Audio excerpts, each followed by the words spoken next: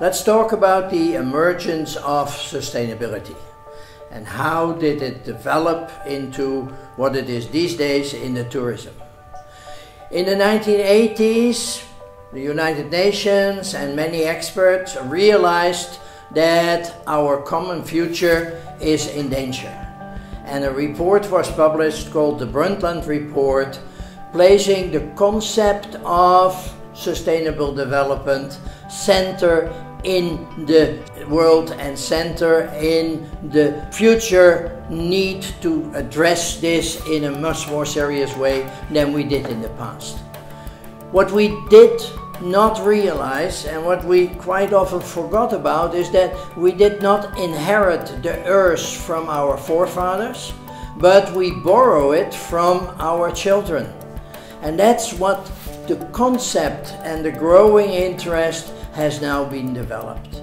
There are many meetings that took place. Famous one is the Rio Summit in 1992, where the Agenda 21 was proposed, and environmental problems such as global warming, such as smog, and such as tsunami were being addressed in a much more scientific way as in the past.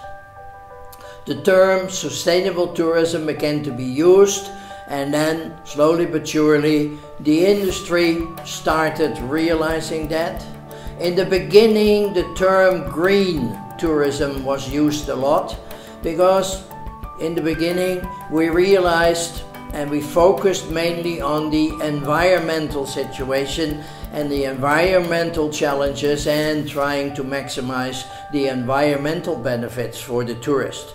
But slowly but surely we started to realize that there is much more to be done than only looking at the environment. The 1990s, sustainable tourism became much more commonly used and not only was addressing and approaching the environmental situation, but also the host community and the impact it had from a social and from an economic point. That global conference in Vancouver also took place, and again the benefits for sustainable tourism were compiled and listed.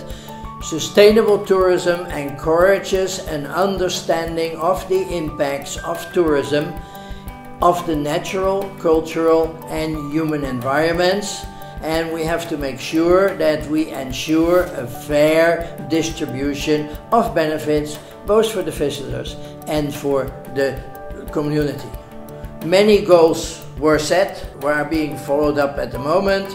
Opportunities for improved quality of life, of course realizing the full value of our environment, compensation of loss and wealth and capital, intergenerational equity, avoidance of irreversible actions, and equality for disadvantage were some of the impacts that, of course, indirectly and sometimes directly had an impact on tourism also. So the concept meeting the needs of the present without compromising the needs of the future generation is what this is all about. And we have to realize that it's easy to say so, but it's not so easy to do so. And we have to incorporate this into our sustainable tourism industry slowly but surely. And it's difficult, specifically in areas where tourism is only one of the developments and many other components play a role too. So the difference between success and failure of a destination is very much depending on maintaining and improving the environment and making sure that we handle the carrying capacity of that environment, of that destination in a sustainable way to make sure that tourism will forever be there in the destinations that we love so much and that we need to get more tourists to Thailand, to everywhere else.